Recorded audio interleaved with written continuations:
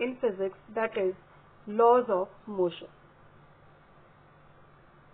Now before going exactly to the laws, let us see certain terminologies like what is a force. Now force is either a pull or a push. If this is a body and you are applying the force in this direction such that the body is also moving in this direction and you are over here, we say that it is a push. Okay? If the body is here, you are here and you are applying a force in this direction and the body is moving in this direction, this is known as a pull. You know what you mean by pull and what you mean by push. So force is either a pull or a push. Now the body may either be at rest or it will be in motion. If the body is at rest, then because of the force it will start moving. And if the body is in motion, then because of the force either it will come to rest or its speed will change. Or the direction may also change. So rather, instead of saying speed will change, direction will change, I will use one single word, that is the velocity will change. Velocity means speed with direction. Okay. So these are the basic terms of push, pull, which you have been seeing in all your day-to-day life. So the effect of force is it can change the state of rest or of motion of a body, and it can also produce motion in the body. Now second, we will see what is the next property of the force, that it can change the size or shape of the body. That is, it can change the dimensions of the body. Now suppose this is a clay. If you apply force, say here force F1, here force F2. So what will happen? It will become like this. You have changed this shape. So this is change in shape. Okay. Anything, a spring, you can press a spring and you can change. So whenever you apply force on a body and because of that it gets compressed or it gets enlarged. Okay. Now suppose there is a elastic. This is a piece of elastic. Okay. And you are pulling it like this. So what is going to happen? It is going to be stretched. So again the dimensions are changing. So these are the two effects of the force. It can change the state of rest or of uniform motion of the body, or it can change the size and shape of the body. Now here you remember that if now substances can either be rigid or non-rigid. Now when you apply force on the rigid body, it is not going to change the dimensions, but what will happen is they will break. Okay. If you apply force on a stone, stone will not become small or stone will not become big, but stone will break into pieces. But if you have non-rigid bodies, like how I told you about the clay, okay, then the sponge, these will change the dimensions. Okay. So by definition, what is force? Force is the physical cause. Force is the physical cause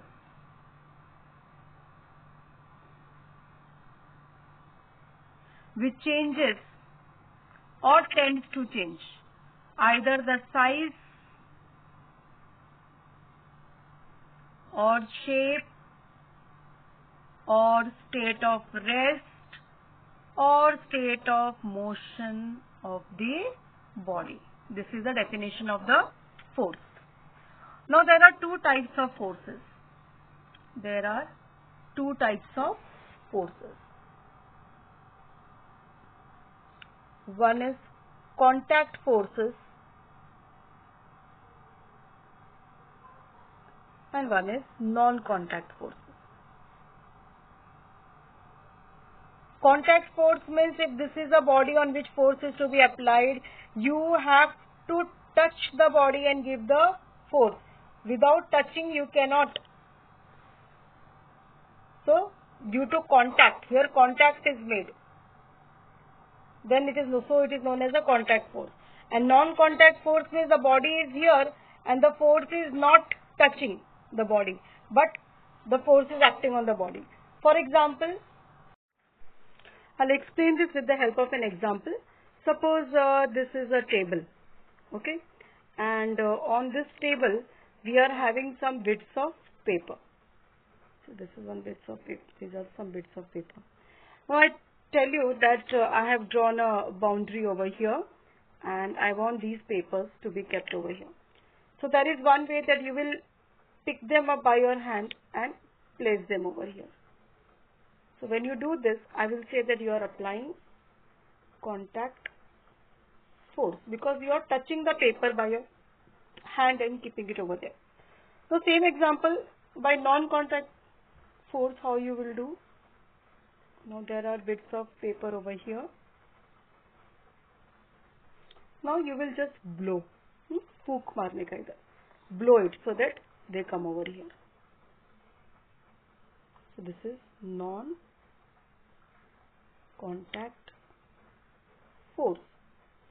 You change the position of the bits of paper, but you did not touch it. You just blew the papers from far away. Maybe you are standing here and you blew it. So you are not touching the paper. So this is an example of non-contact forces.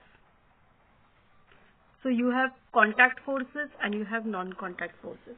Now in contact forces, what do you have? Contact forces, you have force of friction or the frictional force. Frictional force, you have studied that whenever a body glides or slides over some other body, the two surfaces, when they come in contact, then there is a frictional force offered by the surface on which we are gliding. For example, this is the road and these are the tire of your bicycles going. Okay, so there is a frictional force over here where both the surfaces of your tire and of your road meet, and the road is going to offer a frictional force. It will not allow the cycle to go through it because of the contact. So frictional force is a contact force. Then you have normal reaction force. Now what is normal reaction force? Normal reaction force is whenever a body is kept on a surface, the body, suppose this is a table, this is your table, this is your table, and on table you have kept a book. Now this book's weight is acting downwards. We have studied all the weight acts downwards towards the, because of the Earth's gravitational force. So this is acting down.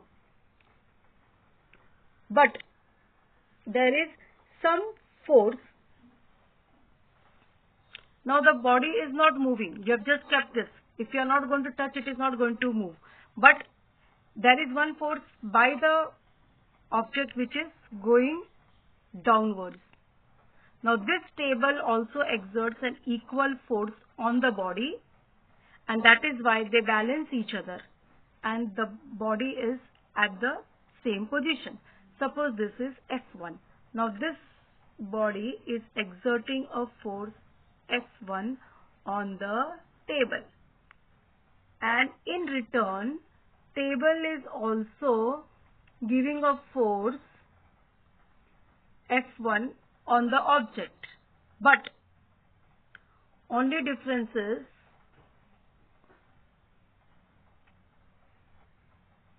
both are in opposite direction.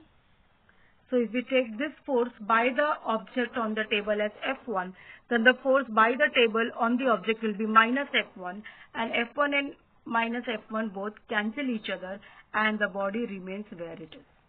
Okay, so these are all examples of a book kept on a table, compass box kept on a table. This is how we will explain it. This is normal reaction force. Then you have a tension force as applied through the strings.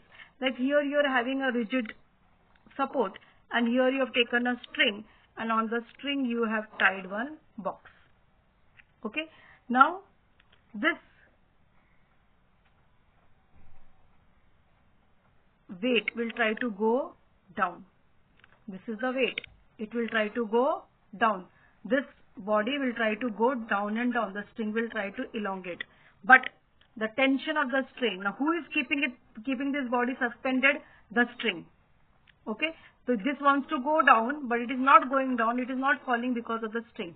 So this string is giving the reverse force, and that reverse force is known as the tension force. This is the tension force. Okay, denoted as T. And this T is always equal to W. And that is why this is suspended at the proper place. Okay.